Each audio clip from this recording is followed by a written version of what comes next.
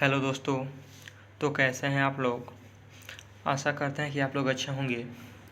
जैसे कि आप लोग को मालूम है कि हम लोग पटना यूनिवर्सिटी बीए का एंट्रेंस एग्ज़ाम का तैयारी कर रहे हैं लोग, जिसमें हम लोग लूसेंट का जो हिस्ट्री पोर्शन है उसमें से कुछ टॉपिक हम लोग कवर कर चुके हैं।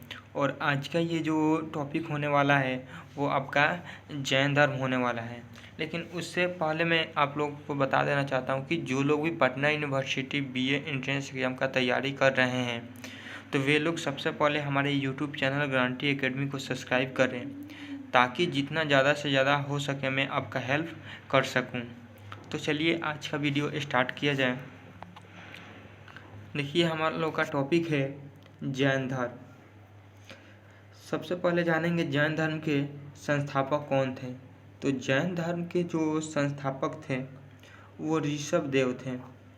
ऋषभ देव। अब देखिए जैन धर्म के संस्थापक दो हुए, यानी कि इसमें कन्फ्यूजन, बहुत सारे बच्चों को कन्फ्यूजन होता है कि कहीं कहीं पे जैन धर्म का संस्थापक जो है वो ऋषभ देव को देता है, और कहीं कहीं देखिएगा यहाँ ऋषभ देव में थोड़ा प्रिंटिंग में मिस्टेक हुआ है, ऋषभ देव हो गया, ठीक। और कहीं कहीं पे जैन धर्म का संस्थापक जो है वो महावीर स्वामी को कहा जाता है। तो इनमें अंतर क्या है इसको आप लोग समझ लीजिए। देखिए जो जैन धर्म के प्रथम संस्थापक थे, यानी कि जो शुरुआत में इसकी स्थापना किए थे वो थे ऋषभ देव, जिन्हें प्रथम त्रियंथक भी कहा गया है। तथा जो जैन धर्म के वास्तविक संस्थापक थे या अंतिम संस्थापक थे वे थे महावीर स्वामी, जो कि ये जैन धर्म के 24वें त्रियंथक हुए। तो आपसे डायरेक्टली क्वेश्चन पूछे कि जैन धर्म के संस्थापक कौन है, तो वहाँ पे ऋषभ देव होगा। अगर आपसे पूछे कि जैन धर्म के अंतिम संस्थापक कौन है तो महावीर स्वामी, या डायरेक्टली आपसे पूछे कि जैन धर्म के वास्तविक संस्थापक कौन है तो महावीर स्वामी हो जाएगा। अब वो आशा करते हैं कि यहाँ पे आप लोगों का कोई डाउट नहीं होना चाहिए। उसके बाद देखिए जो जैन धर्म के 23वें त्रियंथक थे वे पाश्चार्यनाथ थे। ये पूछा है बार बार एग्जाम में, इसलिए यहाँ पे इसको लिए हैं। तो जो जैन धर्म के 23वें त्रियंथक थे वे थे पाश्चार्यनाथ।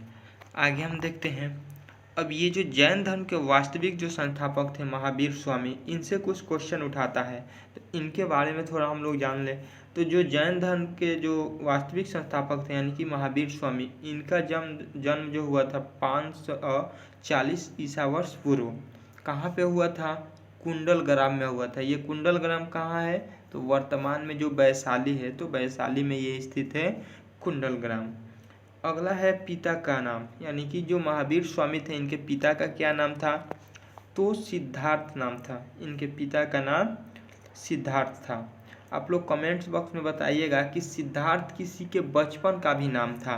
सिद्धार्थ किसी के बचपन का भी नाम था, इतिहास में फेमस रहा। ये किनके बचपन का नाम सिद्धार्थ था? कमेंट बॉक्स में ज़रूर बताइएगा आप लोग। अभी हम लोग कहा देखें कि पिता का नाम क्या था? सिद्धार्थ था। ये जात्रिक कुल से संबंधित थे, यानी कि कुल मतलब क्या, जैसे कहा जाए खानदान, तो कुल का मतलब कहा जा सकता है खानदान। तो ये किस खानदान से संबंधित थे? तो ये जात्रिक कुल से संबंधित है। ये इम्पोर्टेंट है। अगला देखिए माता का नाम। माता का नाम क्या था इनका? त्रिशला था। पत्नी इनकी थी यशोधरा। इनके साथ विवाह कब हुआ था यशोधरा के साथ? तो 16 वर्ष की आयु में इनका विवाह, यानी कि महावीर स्वामी का जो विवाह हुआ था वो यशोधरा के साथ 16 वर्ष की आयु में हुआ था। आगे देखिए बचपन का नाम क्या था? वर्धमान। ये इम्पोर्टेंट है, इसको देखिएगा। ये महावीर स्वामी के बचपन का क्या नाम था? वर्धमान था। इन्होंने गृह कब त्यागा? तो 30 वर्ष की आयु में इन्होंने अपना गृह त्यागा, यानी कि जब इनका एज 30 वर्ष था तब इन्होंने अपना घर छोड़ दिया। उसके बाद देखिए ज्ञान की प्राप्ति इनको कब हुई? तो ज्ञान की प्राप्ति इनको 12 वर्ष बाद हुई, ऋजुपालिका नदी के तट पर साल वृक्ष के नीचे। अब देखिए ये जो आपको कितना शॉर्ट करके यहाँ पे लिखे हैं, इससे लगभग 2 से 3 क्वेश्चन निकलेगा। तो यहाँ पे आपको ये वीडियो से बस फ़ायदा ये है, आप चाहे तो खुद लूसेंट पढ़ सकते हैं, लेकिन आपको ये जो निष्कर्ष निकाल के जिस तरीके से दिया जा रहा है ये मेथड आपको उस तरीके से नहीं मिलेगा। बहुत मेहनत करना पड़ता है ये निकालने के लिए। अब देखिए मात्र 1.5 लाइन में आपका यहाँ से 3 ऑब्जेक्टिव निकलेगा। सबसे पहले ज्ञान की प्राप्ति इनको कब हुई? तो 12 वर्ष की आयु में। इन्होंने गृह कब त्यागा था, यानी कि 30 वर्ष की आयु में जब इन्होंने गृह त्याग दिया, यानी कि अपना घर छोड़ दिया, उसके बाद इनको 12 वर्ष के बाद, यानी कि 30 और 12 कितना हुआ, तो टोटल इनको 42 वर्ष की आयु में इनको ज्ञान की प्राप्ति हुई। कहाँ हुई थी, तो ऋजुपालिका नदी के तट पर, यानी कि ऋजुपालिका नदी के किनारे इनको साल वृक्ष के नीचे, यानी साल क्या एक वृक्ष का नाम है, जैसे गौतम बुद्ध को बोधि वृक्ष यानी कि पीपल के नीचे इनको ज्ञान की प्राप्ति मिली थी। उसी तरीके से जो महावीर स्वामी थे ये भी साल वृक्ष के नीचे बैठकर तपस्या कर रहे थे, उसी के क्रम में इन्हें ज्ञान की प्राप्ति हुई। अगला देखिए, महावीर के प्रथम अनुयायी जो थे वो जामिल थे। महावीर के जो प्रथम अनुयायी मीन्स क्या होता है, जैसे आप देखते हैं शिष्य हो गया, जैसे हम लोग आज के ज़माने में जो भी टीचर हो गए जिसको पढ़ाते हैं उसको स्टूडेंट कहते हैं या छात्र कहते हैं, तो उस समय के जो भी स्टूडेंट हुए, छात्र हुए, उनको अनुयायी या शिष्य या चेला के नाम से जाना जाता था। तो जो महावीर के प्रथम अनुयायी थे उन्हें वो जो थे जामिल थे। अब देखिए यहाँ पे डबल पेन चला है, आपको कन्फ्यूजन होगा। ये जो लिखा हुआ है निग्रंथ, निग्रंथ का मतलब क्या हुआ, तो जो अनुयायी होते थे, यानी कि महावीर के जो अनुयायी होते थे उनको निग्रंथ भी कहा जाता था। ये भी आपको क्वेश्चन पूछ सकता है कि महावीर के अनुयायी को किस नाम से जाना जाता था, तो उन्हें निग्रंथ के नाम से जाना जाता था। अगला देखिए, महावीर अपना उपदेश दिए किस भाषा में, यानी कि जो महावीर अपना उपदेश देते थे वो किस भाषा में देते थे, तो प्राकृत भाषा में। प्राकृत क्या, ये एक भाषा का नाम है, जैसे अभी वर्तमान में भाषा का नाम हो गया इंग्लिश हो गया, उर्दू हो गया, हिंदी हो गया, जिस तरीके से भाषा है। तो कोई भी हम लोग भाषा अपना देते हैं, जैसे आप देखते हैं कि प्रधानमंत्री साहब का जो भी स्पीच या भाषण आता है तो हिंदी में आता है या इंग्लिश में आता है। तो आपसे पूछा जाए कि प्रधानमंत्री आज किस भाषा में अपना उपदेश दिए या कोई भी अपना स्पीच दिए, तो आप कहते हैं हिंदी या इंग्लिश। उसी तरीके से जो महावीर स्वामी अपना उपदेश देते थे वो किस भाषा में देते थे, तो उसे प्राकृत भाषा कहा जाता था या इसे अर्धमगही भी कहा जाता था। अगला है आपका, महावीर के मृत्यु के बाद भी जीवित रहने वाला गंधर्व या प्रथम उपदेश। अब देखिए ये थोड़ा लंबा चौड़ा है, इसको काफ़ी शॉर्ट कर दिया गया है।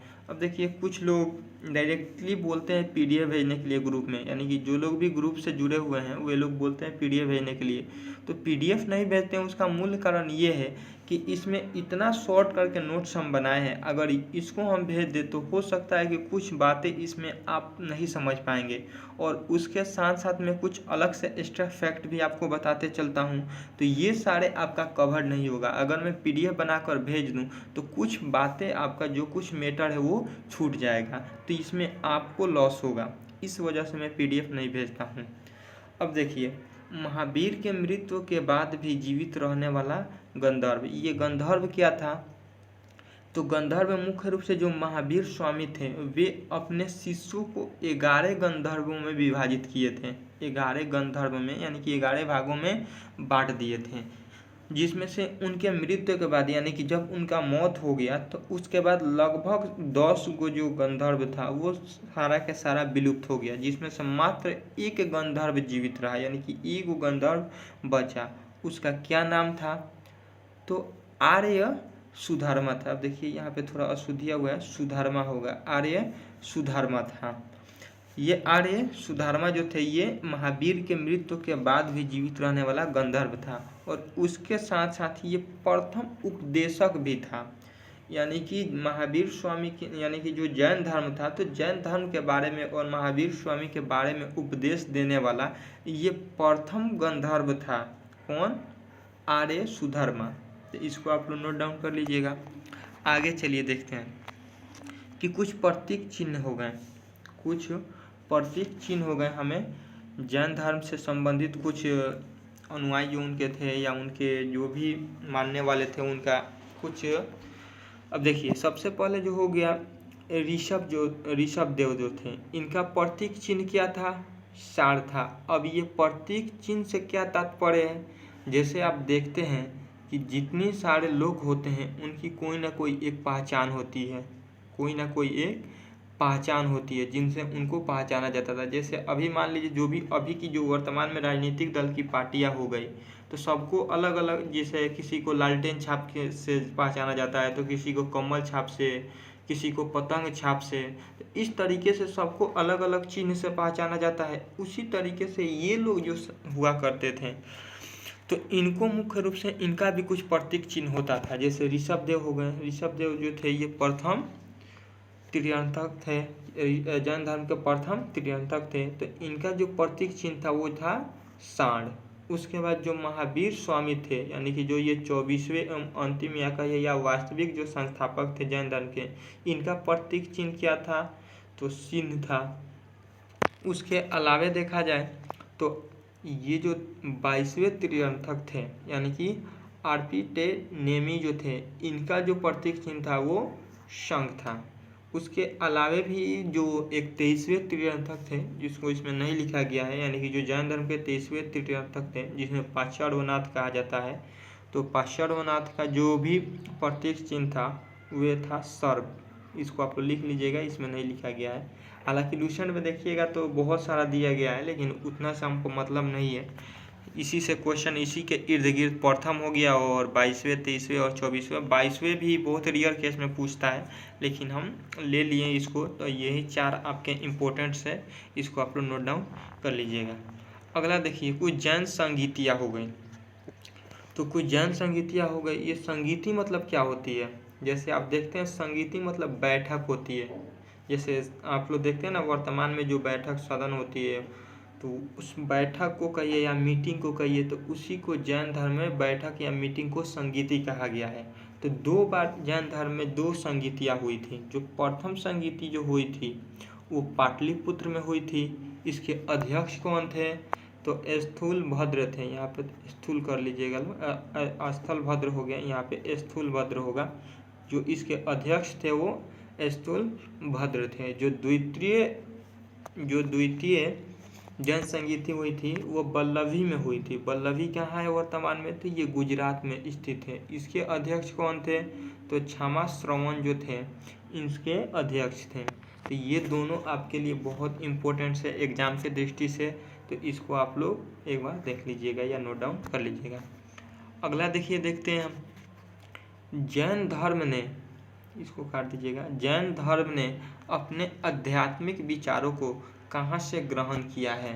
तो सांख्य दर्शन से। यानी कि सांख्य दर्शन आपको हम बताए थे, सांख्य दर्शन के प्रवर्तक कौन है? तो कपिल है। सांख्य दर्शन के प्रवर्तक कौन है?